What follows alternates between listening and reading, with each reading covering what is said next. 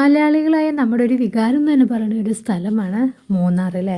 നമ്മൾ ഏറ്റവും കൂടുതൽ പോയിട്ടുള്ളതും പോകാൻ ആഗ്രഹിക്കുന്നതുമായ ഒരു സ്ഥലമാണ്. എത്ര പോയാലും മടുപ്പ് വരാതെ നമ്മൾ വീണ്ടും വീണ്ടും പോകാൻ ആഗ്രഹിക്കുന്ന ഒരു സ്ഥലമാണ് മൂന്നാർ.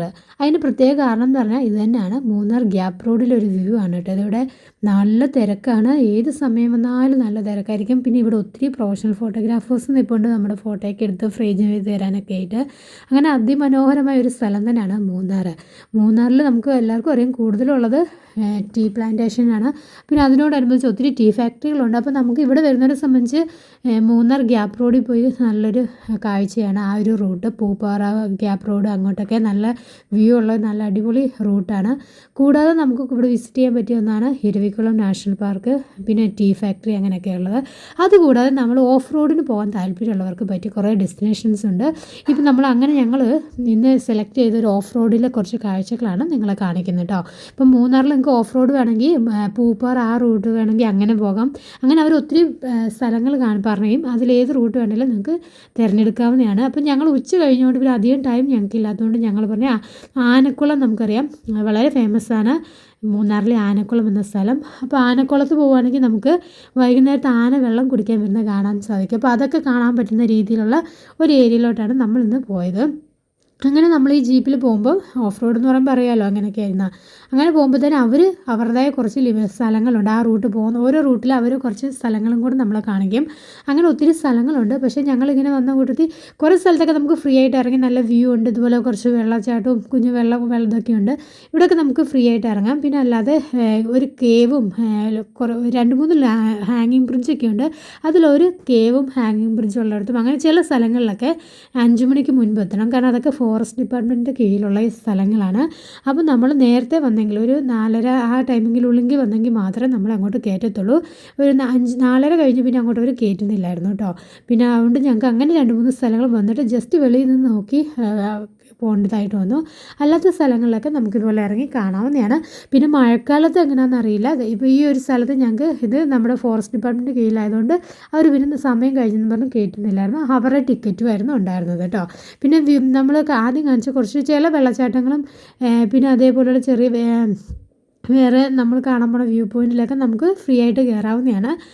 ഇവിടെ ഇവരുടേതായ ടിക്കറ്റ് ഉണ്ട്. പിന്നെ അല്ലാതെ വേറെ കുറച്ച് സ്ഥലങ്ങളൊക്കെ ഉണ്ട്. നമ്മൾ ഈ ഇറങ്ങണ ഇവിടെയൊക്കെ പിന്നെ ഇവിടെ കുറച്ച് ആൾക്കാർ ഇരിപ്പുണ്ട്. അവിടെയൊക്കെ ചെറിയ രീതിയിലുള്ള ടിക്കറ്റ് ഉണ്ട്.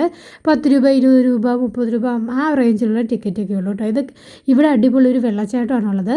ഇപ്പം മഴക്കാലത്ത് വരുവാണെങ്കിൽ നമുക്ക് ഈ വെള്ളച്ചാട്ടം കാണാൻ വേണ്ടി ഒരു വാച്ച് ടവർ ഉണ്ട്. ആ വാച്ച് ടവറിൽ നിന്ന് അടിപൊളിയായിട്ടൊരു വെള്ളച്ചാട്ടം കാണാം. അപ്പോൾ ആ വാച്ച് ടവർ കയറാൻ വേണ്ടിയുള്ള ഒരു ടിക്കറ്റാണ് 20 രൂപ ആ റേഞ്ചിലുള്ളൂ കേട്ടോ. പിള്ളേർക്ക് ഫ്രീ ആയിരുന്നു. അങ്ങനെ അപ്പോൾ കുഞ്ഞു പിള്ളേർക്ക് ഫ്രീ ആണ്. 8 വയസ്സിന് മുകളിലുള്ള പിള്ളേർക്കാണ് ടിക്കറ്റൊക്കെ ഉള്ളത്. എന്നാലും അതും നിസ്സാര പൈസയാണ് കേട്ടോ. അപ്പോൾ അങ്ങനെ നമ്മൾ വാച്ച് ടവറിലോട്ട് ഇറങ്ങുന്ന ഒരു പടിയാണിത്. അപ്പോൾ ഇവിടെ നിന്ന് അടിപൊളി ഒരു വെള്ളച്ചാട്ടത്തിൻ്റെ വ്യൂ ആണ് കാണുന്നത് കേട്ടോ. അപ്പം നല്ല കുത്തനെയുള്ളൊരു മലയാണ്. ഇവിടുന്ന് അടിയിലോട്ട് നല്ല ഹൈറ്റിൽ പോകുന്നൊരു വെള്ളച്ചാട്ടമാണ്. നല്ല രീതിയിൽ കാണാം. ബാക്കി സൈഡ് ഫോറസ്റ്റിൻ്റെ ഏരിയകളാണ്. പക്ഷേ ഇവിടെ നിന്നൊക്കെ നിങ്ങൾ മഴക്കാലത്തൊക്കെ വരുവാണെങ്കിൽ നമുക്ക് മഴക്കാലത്ത് പൊതുവെ റെസ്ട്രിക്ഷൻസൊക്കെ ഒത്തിരിയുള്ള സമയമാണ്. അല്ലാത്ത സമയങ്ങളിൽ റെസ്ട്രിക്ഷനൊന്നും ഇല്ലാത്ത സമയത്ത് മഴക്കാലത്ത് വരുവാണെങ്കിൽ അടിപൊളി ഒരു വെള്ളച്ചാട്ടമാണ്. അതുപോലെ ഈ സ്ഥലങ്ങളൊക്കെ വരുവാണെങ്കിൽ കുറച്ചും കൂടെ നല്ല രീതിയിൽ വെള്ളം ഒഴുകുന്നതൊക്കെ കാണുമ്പോൾ ആ ഒരു വെള്ളം പോകുന്നതിന് അതിൻ്റെയൊക്കെ സൗണ്ടൊക്കെ അടിപൊളിയായിരിക്കും. ഇപ്പം ഞങ്ങളിവിടെ വിസിറ്റ് ചെയ്തത് ജനുവരിയിലാണ്. അപ്പോൾ ജനുവരിയിൽ പറയുമ്പോൾ നമുക്കറിയാം അത്രയും വെള്ളമൊന്നും മഴയൊന്നും ഇല്ലാത്തൊരു സമയമാണ്. അതുകൊണ്ട് നമുക്ക് ചെറിയൊരു വെള്ളച്ചാട്ടമേ കാണാൻ സാധിക്കുന്നുള്ളൂ. അല്ലെങ്കിൽ നിങ്ങൾക്ക് നല്ല ഫോഴ്സിൽ നല്ല രീതിയിലുള്ള ഒരു വെള്ളച്ചാട്ടം കാണാവുന്നതാണ് കേട്ടോ.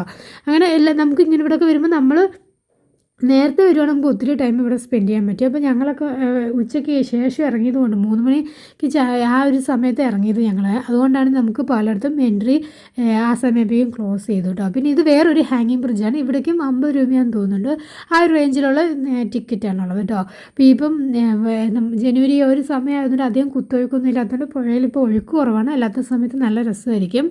എന്നാലും ഇത് നല്ലൊരു വ്യൂ തന്നെയാണ്. ഹാങ്ങിങ് ബ്രിഡ്ജിൽ കൂടെ നടക്കുക ഫോട്ടോസൊക്കെ എടുക്കുക എന്നൊക്കെ പറഞ്ഞു. അങ്ങനെ അവർ നമ്മൾ കൊണ്ടുവന്ന് കുറേ ഓഫ് റോഡുകാർ കൊണ്ടുവന്ന് കുറേ സ്പോട്ടൊക്കെ കഴിഞ്ഞ് ലാസ്റ്റ് നമ്മൾ എത്തിയത് നമ്മുടെ ഫൈനൽ ഡെസ്റ്റിനേഷനായ ആനക്കുളമാണ്. ഇവിടെ വന്നപ്പോൾ നല്ല തിരക്കായിരുന്നു കേട്ടോ. നമ്മളെപ്പോലെ വന്ന ഒത്തിരി ആൾക്കാർ പിന്നെ സ്വന്തം വണ്ടി വരുന്നൊരു ബൈക്ക് റൈഡേഴ്സൊക്കെ നല്ല തിരക്കാണ്. ഞങ്ങൾ വന്നപ്പോഴേക്കും ജസ്റ്റ് സന്ധ്യയായി തുടങ്ങിയെങ്കിലും നല്ല തിരക്കുമുണ്ട്. ആൾക്കാരെല്ലാം ആന വരുന്നതും കാത്ത് ഇവിടെ ഇരിക്കുകയായിരുന്നു. ഞങ്ങൾ വരുന്നവരെ ആന വന്നിട്ടില്ലായിരുന്നു കേട്ടോ. ഈ ഒരു സ്പോട്ടിലാണ് ആന വരികയും വെള്ളം കുടിക്കുകയൊക്കെ ചെയ്യുക. കുറച്ച് കൂട്ടത്തോടെ ഒരുമിച്ച് വരുമെന്നാണ് പറയാറുള്ളത്. അപ്പോൾ അങ്ങനെ ഒത്തിരി വീഡിയോസും അങ്ങനെ ഒത്തിരിയൊക്കെ ഞങ്ങളും കണ്ടിട്ടുണ്ടായിരുന്നു. അപ്പോൾ അങ്ങനെ ഞങ്ങൾ വന്നതാണ്. ഞങ്ങൾ വരുന്നവരെ ആന വന്നിട്ടില്ലായിരുന്നു എന്ന് പറഞ്ഞു.